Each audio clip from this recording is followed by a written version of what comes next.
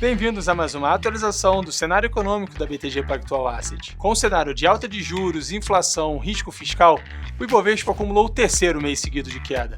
O índice terminou setembro com resultado negativo de menos 6,5% e abaixo dos 111 mil pontos, e acumula perda no ano de 6,75%. No mercado de câmbio, o real se desvalorizou mais de 5% e fechou o mês cotado a R$ 5,44. Para comentar esses e outros fatores que impactaram o mercado em setembro, a Stephanie Birman, sócia do BTG, vai apresentar os principais assuntos que movimentaram os mercados no Brasil e no exterior.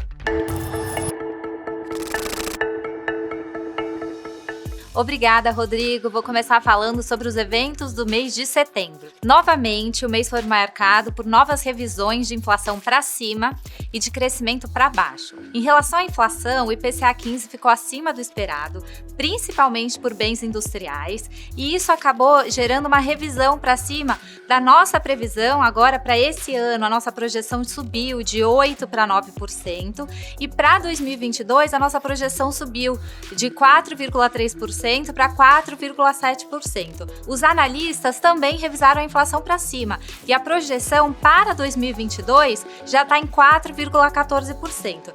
Embora as pressões inflacionárias tenham se provado um pouco mais fortes do que o esperado, o Banco Central manteve o ritmo de alta da taxa Selic em 100 pontos base, levando a taxa para 6,25%.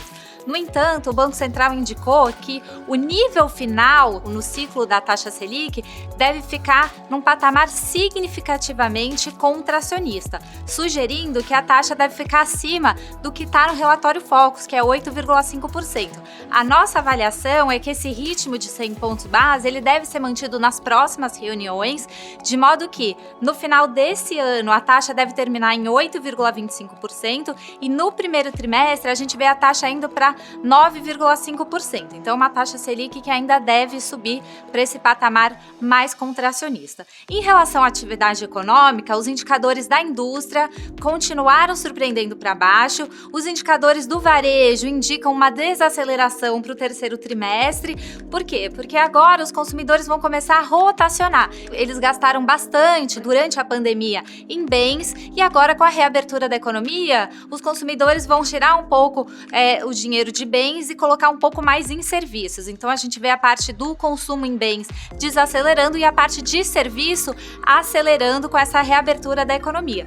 No entanto, quando a gente olha para o segundo semestre, ele é um pouco mais fraco, acho que do que as pessoas esperavam. Então, quando a gente olha para 2022, com o segundo semestre um pouco mais fraco e também com os juros mais elevados, a gente vê um crescimento menor. Então, a gente manteve a nossa projeção em 0,9% para o crescimento do ano que vem e os analistas também passaram a revisar esse número para baixo. Estava em 2% há cerca de um mês atrás, agora já está em 1,57%. Em relação à situação fiscal, o mês de outubro será bastante importante, porque o Congresso terá que aprovar a PEC dos precatórios para conseguir um espaço no teto de gasto para viabilizar um aumento de gasto social.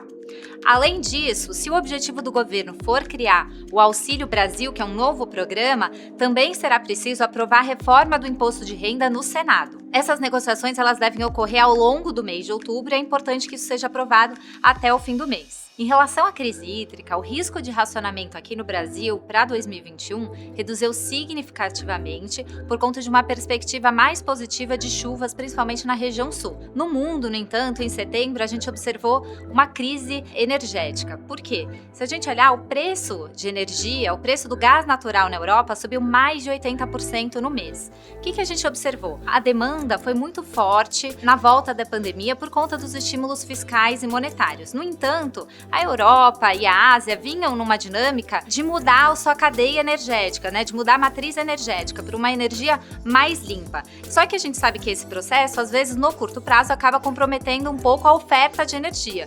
E aí, se a gente olhar na Europa, por exemplo, o inverno passado foi um inverno muito rigoroso e acabou deixando os estoques de gás natural muito baixos. Além disso, teve um pouco de interrompimento do gás vindo da Rússia e também da Noruega. E em terceiro, como eles estão mudando para uma matriz energética mais limpa, a produção eólica, por exemplo, virou uma produção importante e nesse verão ventou menos e acabou comprometendo um pouco a produção de energia.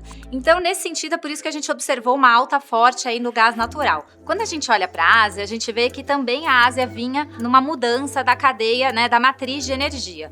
E aí o que aconteceu? A China, por exemplo, ela acabou explorando e importando menos carvão, no momento em que ela também estava passando para energias mais limpas e lá também ventou menos. Então a produção de energia acabou diminuindo, acabou faltando energia num momento em que a demanda, por conta da volta da pandemia, estava muito forte. Então o preço do próprio carvão acabou subindo, isso acabou também causando um aumento no preço do petróleo, e aí o que a gente vê é que esse problema energético ele não deve ser resolvido no curto prazo, ele deve manter a pressão inflacionária no setor e também em outros setores, porque isso acaba causando um certo repasse para outros setores. Isso deve ser um pouco mais persistente, isso deve manter a pressão inflacionária nessas regiões e no mundo elevada por mais tempo. Qual que é o impacto dessa crise energética no Brasil? O preço do carvão e o preço do gás natural não são relevantes para nós. O que importa é o preço do petróleo, que, como eu mencionei, também está subindo. Então, se esse preço, for mantido em nível elevado, ele pode até subir mais se o inverno,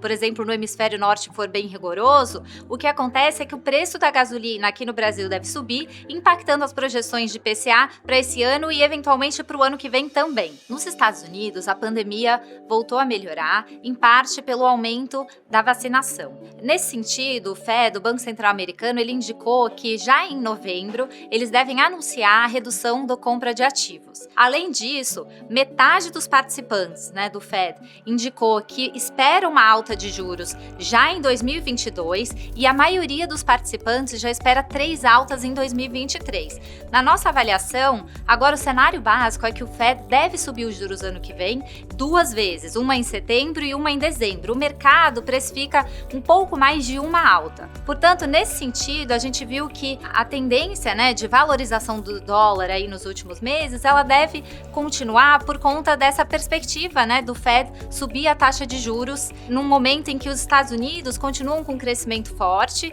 e também com uma inflação que deve continuar pressionada pelo menos nos próximos meses, já que essa normalização da cadeia produtiva por conta da falta de peças, ela deve acontecer em algum momento de 2022, mas não no curto prazo. Então isso deve manter a inflação ainda elevada. Além disso, os Estados Unidos precisam subir até o dia 18 de outubro o limite da dívida, senão pode acontecer um default. A nossa avaliação é que os democratas devem fazer isso através de um processo de reconciliação que não precisa do apoio dos republicanos e, além disso, eles devem aprovar um pacote de estímulo que ele não deve ser tão grande quanto o pacote original de 3,5 trilhões, mas deve ser algo mais próximo de 2 trilhões, ou seja, ainda vai ter estímulo na economia americana no ano que vem. Quando a gente olha para a China, quais foram os destaques? O primeiro foi a crise energética que a gente já comentou e o segundo foi a crise no setor imobiliário que acabou causando problemas em algumas construtoras como a Evergrande. A nossa avaliação é o seguinte, esse problema, essa desaceleração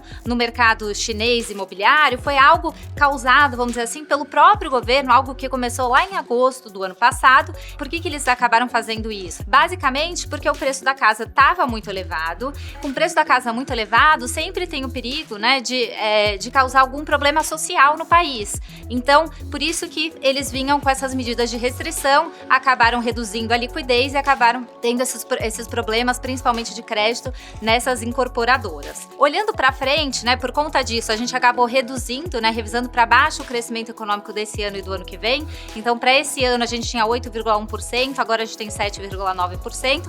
E para o ano que vem, a gente tinha 5,2% e agora 4,8%. Na nossa avaliação, o governo chinês ele não deve, embora tenha adotado essas medidas de restrição, como acabou causando um problema um pouco maior de liquidez, de crédito, ele deve adotar algumas medidas de relaxamento no setor, de modo que a gente vai observar sim uma desaceleração, mas não uma desaceleração muito forte. Inclusive, a gente espera mais medidas de relaxamento até o final do ano. Em relação à Europa, o que a gente vê é que a inflação acima do esperado e o preço de energia também se mantendo em nível alto, deve fazer com que o Banco Central Europeu não renove o programa de compras implementado na pandemia. Além disso, quando a gente olha para a eleição alemã, a gente vê que o parlamento ficou fragmentado e deve demorar um certo tempo, talvez um número de meses, para conseguir formar um novo governo.